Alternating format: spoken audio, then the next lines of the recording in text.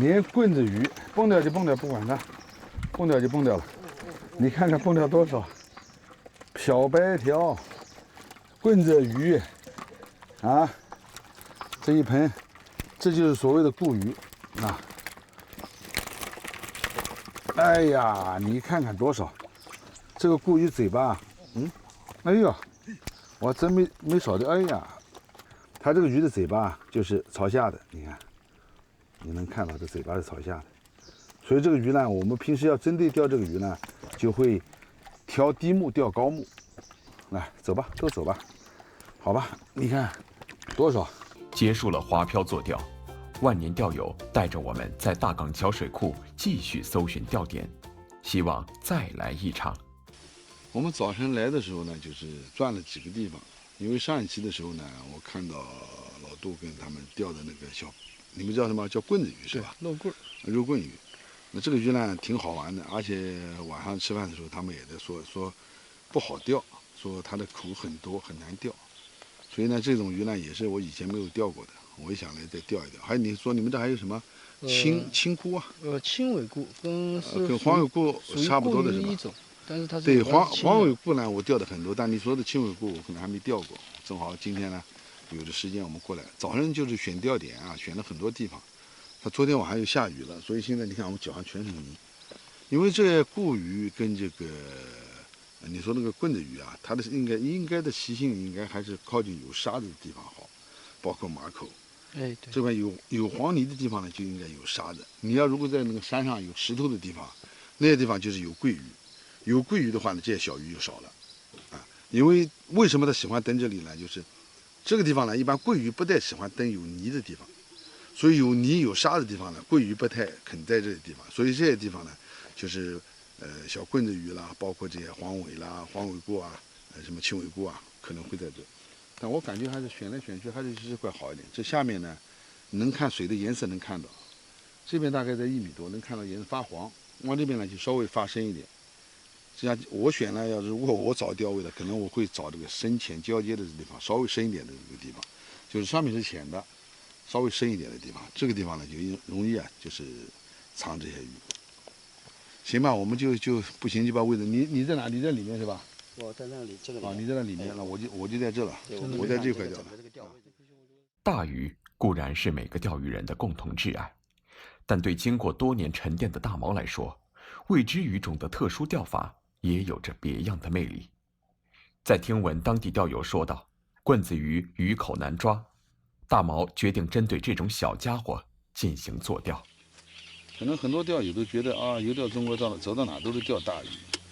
其实钓大鱼一个是季节啊，另外一个呢，钓大鱼要有时间，还有一个钓大鱼是可遇不可求的，天气啦、气压啦，所有很多的因素在里面啊。当然了，钓鱼的人都愿意钓大鱼，我也愿意钓大鱼，但钓大鱼还是一句话嘛，可遇不可求。所以有小一点的鱼，或者有一点特有的鱼种，或者是什么呢？特殊钓法，还有很多不好钓的鱼，我们愿意去钓，啊，也愿意去挑战它。因为昨天晚上有钓鱼在说嘛，说这个鱼不好钓，本身这个我都没打算再钓这个鱼了。他们说这个鱼不好钓，口味不好看。其实鱼它都有很多的共同点，有很多的不同点。首先钓这个鱼呢，你要了解这个鱼，了解它了，这个鱼就相对就好钓了。另外，在我们游钓中国很多评论上面有很多钓友，可能我今天做的这些，有的钓友都会了啊。绑线我还不会绑嘛，是的，但是呢，调漂谁不会调？是可能比我钓的还好，但是问题还有很大一部分，在留言上怎么说呢？就是说尽量的让我们讲一点这个基础上的这些知识。就是可能很多钓友以前是不钓鱼的啊，看完游钓中国以后啊，他们开始喜欢上钓鱼了，但是他们对钓鱼呢是一知半解啊，怎么样的选择浮漂，怎么样的去调漂啊，怎么样的去获饵啊，包括怎么样去找底，可能有的钓友啊都不是那么清晰，所以我们还是想今天主要讲点基础上的东西吧，就是找好钓点之后，大家一起帮忙架好钓台。近年来，我们虽然常常在水库、大水面垂钓，但每次准备工作总是细致入微。在一旁观看，对钓鱼人眼到、心到、手到，大家有了切身的体会。今天我线组用的很小，主线用的是0.8的钢绑的主线，子线是0.3的3号锈，因为它这里面的鱼啊，尤其是棍子鱼，嘴巴特别的小，包括它那个固鱼啊，嘴巴也是朝下的，也不大。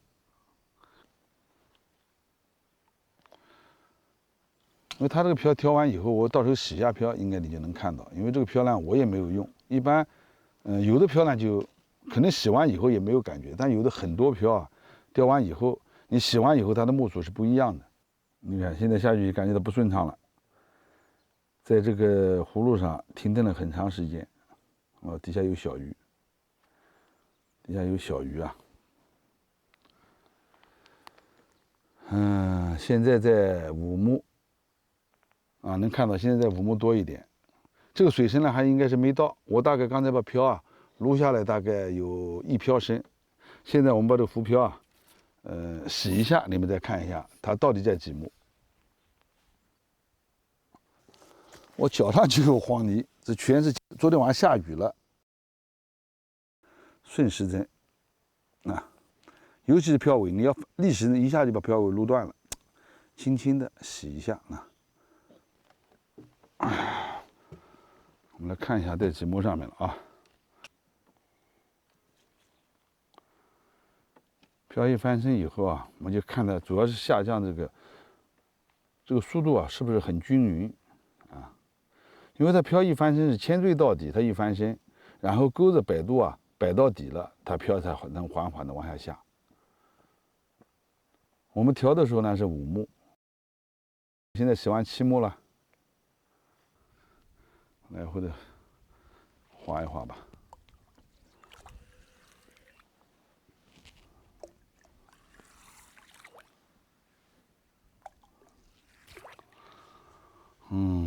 底下小鱼多了啊，我来往这边抛一点，不往那边抛了。底下小鱼多，有时候你也调不准，它老是在底下在追你的钩子，顶钩子。现在就准了，就是我们开头调到的目数了。好，这样就准了。我们可以先钓的，钓过以后可以验一下漂，因为你反复的钓，踢干它的水的摩擦，这样的话漂一会就干净了。我今天用的是狂盗鲫2号狂盗鲫，它这个新香的，你也用啊？用。你也用了，你们都用了，我就开2袋吧。这个水还是一次性让它吃透，哎呦，这样还是这样方便，这样焯水焯惯了啊。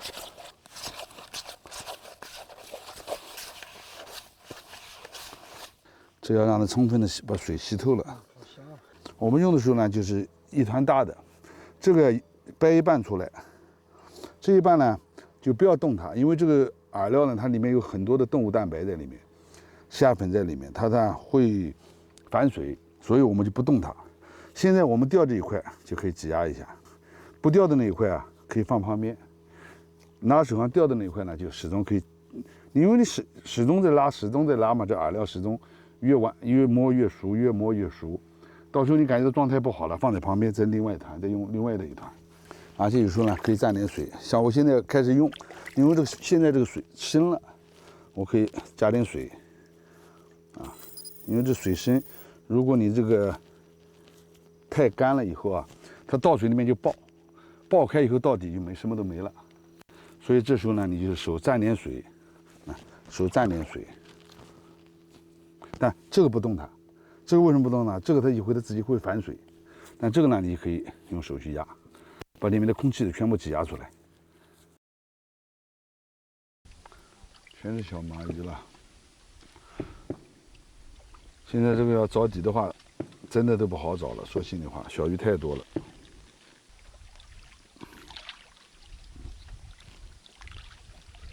你要先找太大，一下找它的底下就不准了。它的鱼本身就乱。着底用铅着底钩，挂上钩着底跟挂下钩着底有多少？你现在要挂什么呢？要挂下钩找。你要挂上钩找的话呢，容易挂底。你比如说底下有东西，你挂着上钩了，你这个下钩是不是躺倒了？你躺倒容易挂底，所以你看，我挂了下钩，看到了吧？啊，这就到底了。现在到底了，你知道了哦。现在是到底了，你不知道了吗？知道就简单了。好，你现在已经找到底了，现在可以把铅拿掉，你可以正常的去拉去吊了。你看，你看，你看，棍子吧，是不是棍子？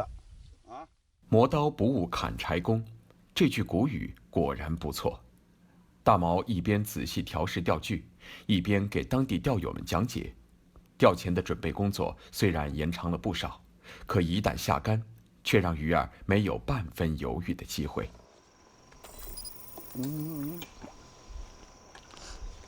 轻尾部。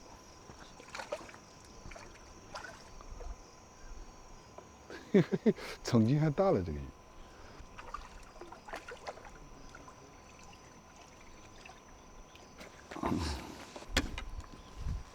好，下去。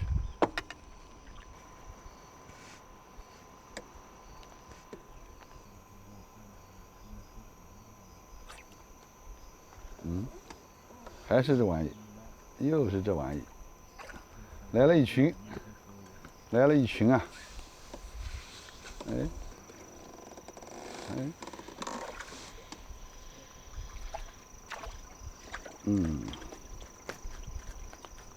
小王啊，今天要钓这个要发财的。我这里开始连竿了。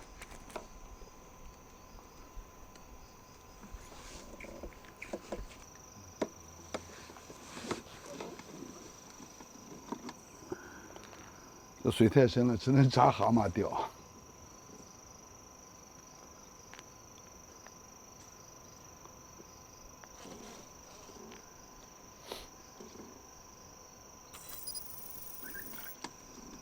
漂向真的很乱，这个漂向真的很乱了。我要来，全这来了一群，看到了，来了一群这个三竿三尾，来了一群啊，轻尾部。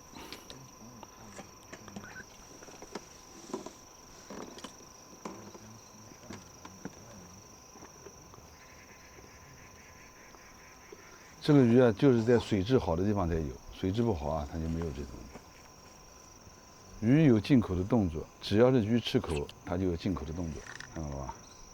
怎么能难抓呢？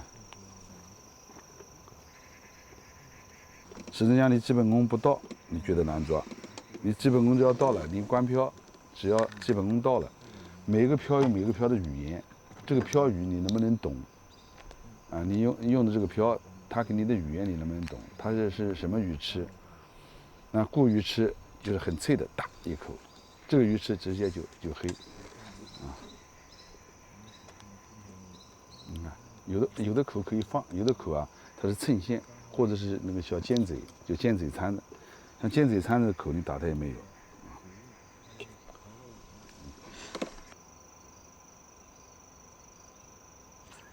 看到了吧？看到没有？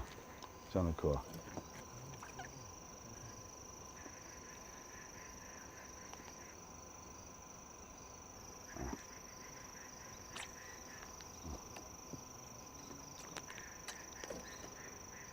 就是让你提前钓2个小时，能钓不过它。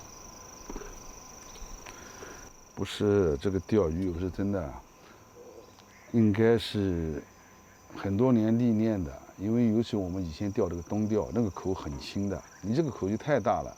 但是不管口大口轻，它肯定只要鱼吃口，它就有进口的动作。什么口你抓，什么口你要放口，这个你不要见口就抓，你自己就抓到最后你都不敢抓了，啊！你看刚才的是一口，我就没抓它，那就往上顶了，对不对？像刚才那个口也可能是口，也可能不是口，所以你不明确的你就不抓的，像那样的口就要抓它了。它有的是衬线，有的鱼啊它是衬线，但有的是真的是口。这口你要能分清楚。相对于大毛的立竿见影，一旁钓友的上鱼则显得略显曲折，空竿跑鱼的状况时有发生，但钓友们比邻而坐，互相调侃，大家的笑声也让水库的氛围变得轻松不少。哎，这又来了，又来了。还是你拿的要跑吧？对，你还没跑2条吗？又跑了一个吗？哎，受不了，受不了。又跑一个。你看，你刚跑过来，我这就吃了。你看多好。人品有问题啊，老杜啊。大马老师那的轻尾多，啊？你那的轻尾多。我轻尾，你那轻尾也多啊？我棍子多。啊，你棍子多啊？我轻尾会跑，他说不让我钓。我这有轻尾有棍子，啥都有。双节棍。嗯。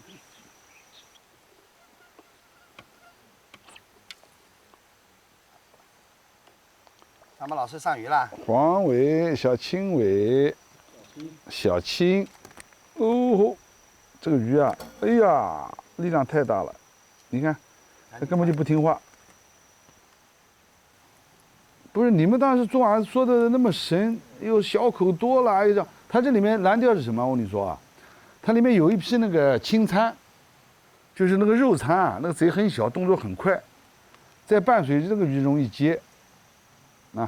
那就这个鱼呢，它顶着漂了。这个鱼呢，它嘴巴特别小，就它难钓。在大家的欢声笑语中，时间渐渐流逝，水面上下也有了细微的变化。随着垂钓的不断进行，饵料状态悄然发生转变。之前可以拉出的球状饵，已经伴随着对饵料不断的按压，慢慢消失，与之对应的吃口也愈加难以捕捉。它这个冲劲太大了。不是啊，正好摸到花期了嘛，它一衬线嘛，它要玩它哪有那么大劲啊？我整个身子都探出去了。现在这个饵料呢，现在已经反水了，就是刚才为什么讲不是讲反水？我刚才水啊加的很多，我这大概钓了2个多小时以后呢，这个状态明显就感觉到就不如开始的状态了，要拉几次才能拉出来？你看，看到了，而且它这个状态啊还不好看，就拉出来它不够圆了。我们拉饵呢，主要就要把它拉圆，不能有这些絮状，旁边要拖得絮絮状状的这饵料呢，就这些小鱼啊，容易啊就是吃这个絮絮状状的，漂上动作很多，但是不容易打到它，所以这饵料这样一出水就没办法再用了。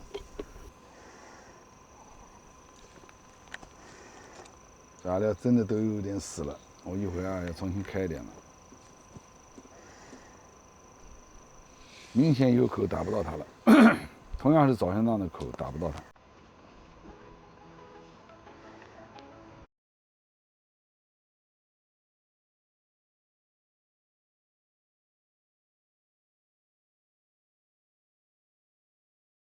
当地钓友王仁华对垂钓的钻研与执着，让大毛似乎看到了年轻时的自己。钓友坐上钓位，小试几竿，一边让他感受调教好之后挥竿的不同，一边在一旁指出钓友的动作不足。有了最直观的对比之后，大毛再次上前示范自己做钓的动作习惯。胳膊伸直了吧？是这样刺鱼的吧？你这样一刺鱼，你胳膊是不是已经到极限了？如果鱼现在冲出去了，你还有回的余地吗？你只能把杆子扳了，要不然你没有回的余地。换句话说，你如果是这样一刺鱼，唰，这样一刺鱼，鱼再一冲，你再往前一够，你这个胳膊整个胳膊出去多少公分了？6、70公分了。他如果说，像有些比赛啊，那个不是会探着绳子钓吗？探绳钓就那也是这样起钩，也这样起啊，也是用手腕起啊。用手腕刺的话，它一般它这个动作很轻，但它瞬间爆发力很强。这时候鱼啊，它不知道往前冲的。我们经常去打比赛，整个透出去，鱼一吃钩，手一抖，它只要这个鱼不冲了，我轻轻就倒手把它牵回来。怪不得我看着人家一抖，你看咋就顶得住，我们一抖就切了。你那个抖法不一样，我们这鱼伸出以后，整个往这样去。那不行，那一下鱼就冲了。下午4点，垂钓进行许久之后，水面聚集了一群小杂鱼，让拉尔难以到底。虽然今天的作钓已经进入尾声，但是总爱尝试不同钓法的大毛并没有坐等收竿，继续尝试变化饵料，看看有没有更好的效果。就是平时他们打比赛呢，这个呢，就是可以用什么呢？小黄面开3饵3泡。3泡钓鱼它并不是饵料怎么样，它主要是状态。有时候呢，这个用小黄面呢，可以加各种小药，什么药酒啊、添加剂都可以。但我们今天什么都不加，就是主要还是想避开这个小杂鱼。所以我们现在呢，就要把水比加大。水比加大，我们是要它的粘度，不要它的雾化。你要太雾化了，反而我们钓效果不好。我们就要打，你要这样打，你要在竞技场里面钓，那就完了，你钓不到鱼了。它不雾化，它就没办法钓。它主要是靠它的状态去诱鱼。我今天因为它这个地方参条小白条太多了，小白条多你没有办法了。我现在用这个小黄面去钓到了，也是完了。现在也差不多，我们本身就要收了。你说你早上就要想看小黄面，什么叫小黄面？这就叫小黄面。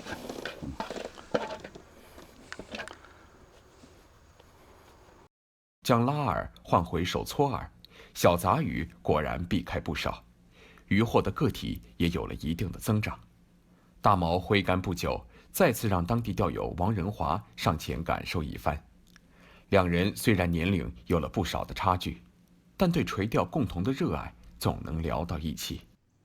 看看我们今天的渔获喽！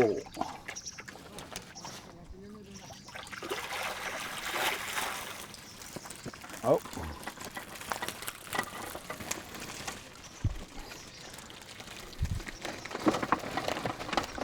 连棍子鱼，蹦掉就蹦掉，不管它，蹦掉就蹦掉了。